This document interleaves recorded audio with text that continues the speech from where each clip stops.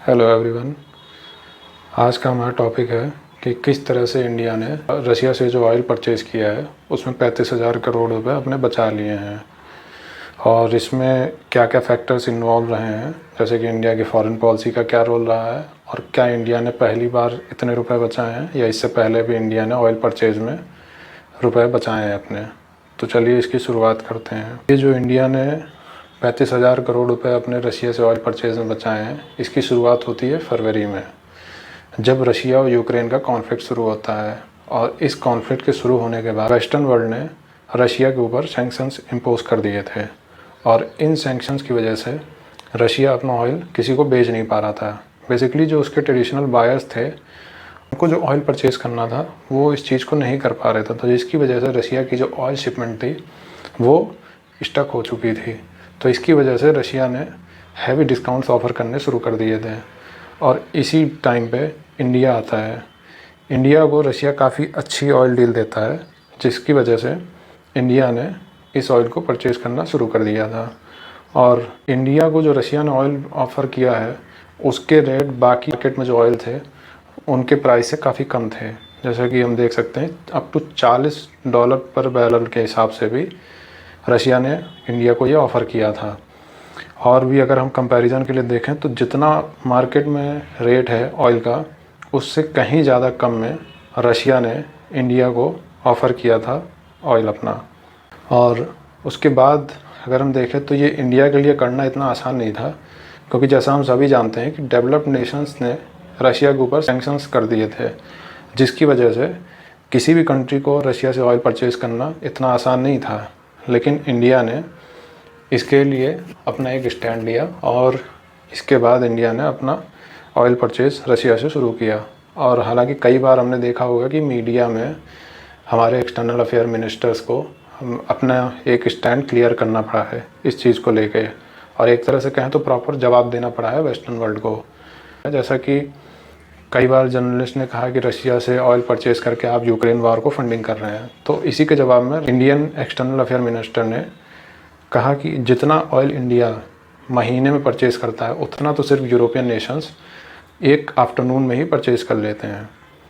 तो इंडिया को अपना यहाँ पे एक कड़ा स्टैंड लेना पड़ा था, तब जाके चीज़ों को एक सही नरेटिव में रखा जा सका है। क्योंकि जैसा कि हम सभी जानते हैं कि वेस्टर्न वर्ल्ड का नरेटिव यही है कि सारी गलती रशिया की है और इंडिया को रशिया को कंडेम करना चाहिए हर तरीके से, और ऑयल परचेज़ भी उसी का एक तरीका है।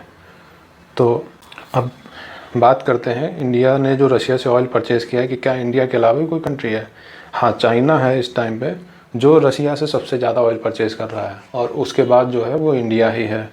और एक अगर कंपैरिजन के लिए हम लोग बात करें तो इंडिया ने अब तक जो ऑयल परचेज़ किया है वो इंडिया के टोटल ऑयल इंपोर्ट का 12% ऑयल है, जो कि पिछले टाइम के अगर कंपैरिजन, ये उस टाइम पे करीब पिछले साल में करीब 1% था। तो और इसके बाद अगर हम देखें तो रशिया जो है वो सेकंड स्पॉट पे आ चुका था जुलाई में इंडिया को ऑयल सेल करने के मामले में। उसने सऊदी अरेबिया को थर्ड स्पॉट पर ढकेल दिया था। और ये हम लोग देख सकते हैं किस तरह से रशिया से ऑयल इंपोर्ट हमारा बढ़ा है। और हालांकि ये बात अलग है कि सऊदी अरेबिया ने अगस्त में फिर से सेकंड नंबर का स्पॉट क्लेम कर लिया था। और इंडिया का जो ऑयल इंपोर्ट है रशिया से वो करीब करीब 8 गुना बढ़ गया था सिंस मार्च से। और इंडिया का जो टोटल ऑयल इंपोर्ट बिल है वो करीब करीब $12 बिलियन का हो चुका है। हालांकि अगर हम बात करें तो इंडिया और रशिया का बायलैटरल ट्रेड ही करीब 12 से 14 बिलियन डॉलर का होता है, और इंडिया ने सिर्फ मार्च से लेके अभी तक के ड्यूरेशन में ही इतने रुपए का ऑयल परचेज़ कर लिया है। तो हम समझ सकते हैं किस हिसाब से इंडिया ने अपना ऑयल परचेज़ बढ़ाया है रशिया से। और सिर्फ जून और जुलाई में ही इंडिया ने रशिया से करीब $7 बिलियन का ऑयल इंपोर्ट किया है। It's huge. इंडियन इकॉनमी की अगर हम बात करें तो इसका इंडियन इकॉनमी पे क्या इम्पैक्ट रहा है। जैसा कि हम सभी जानते हैं कि इस टाइम पे पूरे वर्ल्ड में इन्फ्लेशन बढ़ा हुआ है और इंडिया भी उन्हीं में से एक है। हालांकि इंडिया ने कई सारी चीज़ों को अच्छे से मेंटेन किया है, तो जिसकी वजह से इंडिया का इन्फ्लेशन रेट 7% के आसपास है। और क्योंकि इंडिया अपना ज़रूरत का सारा लगभग 83% ऑयल इंपोर्ट करता है, तो इसकी वजह से अगर कोई प्राइसेस में चेंज आते हैं तो उसकी वजह से इंडिया का जो फाइनेंस है, और जैसा कि हम सभी जानते हैं पेंडेमिक की वजह से इकोनॉमी रिकवर करने में हम लोग को दिक्कत आ रही है, तो उस पर भी एक इम्पैक्ट पड़ रहा है। और अगर हम पिछले साल की बात करें तो इंडिया का जो ऑयल इंपोर्ट बिल था वो करीब 119 बिलियन डॉलर था, जो उससे पिछले साल के कंपैरिजन में करीब डबल है।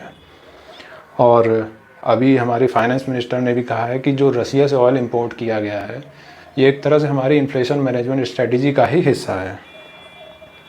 और अगर हम इन्फ्लेशन की बात करें तो जैसा कि पाकिस्तान की अगर हम बात करें तो उसमें देख सकते हैं कि अभी तक रिसेशन के बाद से पाकिस्तान का इन्फ्लेशन रेट अब तक सबसे हाई रहा है, 25% के अराउंड रहा है। और अभी अगस्त के महीने की बात करें तो पाकिस्तान का वीकली इन्फ्लेशन 42.3% तक जाके पहुंच गया था। तो आप देख सकते हैं कि इन्फ्लेशन काफ़ी हद तक बढ़ चुका है हर तरफ। जिन कंट्रीज़ ने इन्फ्लेशन को अच्छे से मैनेज किया है उनके लिए तो दिक्कत नहीं है, बट जिन्होंने नहीं मैनेज किया है उनके लिए वाकई में बहुत बड़ी दिक्कत आ गई है। और जैसा कि हम सभी जानते हैं अगर ऑयल चीप होगा तो हमारे जो मैक्रो इकोनॉमिक पैरामीटर हैं उन पे भी पॉजिटिव इम्पैक्ट आएगा, जिसकी वजह से अगर हम देखें तो हमारा जो डेली यूज़ का सामान है या खाने पीने का सामान है उनके प्राइसेस काफ़ी कम रहेंगे। और हमारा जो करंट अकाउंट डेफिसिट है वो भी कम रहेगा, क्योंकि हमारा इंपोर्ट बिल कम रहेगा और डॉलर की डिमांड भी कम रहेगी अगर चीप ऑयल हमको मिलता है। और गवर्नमेंट का जो सब्सिडी का बिल है वो भी कम हो जाएगा। क्यों? क्योंकि इंडिया में हम देखते हैं कि कई बार गवर्नमेंट को सब्सिडी देनी पड़ती है आम जनता को रिलीफ देने के लिए महंगे पेट्रोल और डीजल के प्राइसेस है। तो इस सब्सिडी को भी हम लोग बचा सकते हैं अगर हम लोग को सस्ता ऑयल मिलता है। और इसी रुपए को हम लोग या हमारी गवर्नमेंट कह सकते हैं सोशल वेलफेयर पे खर्च कर सकती है या इंफ्रास्ट्रक्चर पे खर्च कर सकती है। और 2020 में भी इंडिया ने इस तरह की बार्गेन हंटिंग करी थी। जैसा कि आप सबको पता होगा कि 2020 में पेंडेमिक जब फैला हुआ था तो पूरी दुनिया एक तरह से लॉकडाउन में थी, और लॉकडाउन में होने की वजह से जो ऑयल की डिमांड थी वो एकदम से क्रैश कर गई थी, जिसकी वजह से ऑयल के जो रेट थे वो भी क्रैश हो चुके थे। तो इस टाइम पे इंडिया ने अपने स्ट्रेटेजिक रिजर्व्स को पूरा फुल कर लिया था, और जो हमारी प्राइवेट ऑयल कंपनीज थी उन्होंने भी अपने रिज़र्व फुल किए, जिसकी वजह से उस टाइम पे इंडिया ने करीब 25,000 करोड़ रुपए की सेविंग की थी। तो हम देख सकते हैं ये दूसरा मौका है बार्गेन हंटिंग का। तो इस तरह से इंडिया ने कई मौक़ों पे अपने रुपए बचाए हैं सस्ता ऑयल परचेज़ करके। और इसकी अगर हम बात करें तो इंडिया का हमारी जो गवर्नमेंट है डोमेस्टिक पॉलिसी उसकी और फॉरेन पॉलिसी दोनों की ही वजह से ये चीज़ें सक्सेसफुल हो पाई हैं। हमारी फॉरेन पॉलिसी ने काफ़ी अच्छे से मैनेज किया है कि किस तरह से पेंडेमिक के टाइम पे भी और रसिया यूक्रेन वॉर के टाइम पे भी हम लोगों ने अपने लिए सस्ता से सस्ता ऑयल परचेज़ करने में सक्सेस पाई है। तो आज के लिए इतना ही, बाकी अगले टॉपिक के साथ मिलते हैं। Thank you.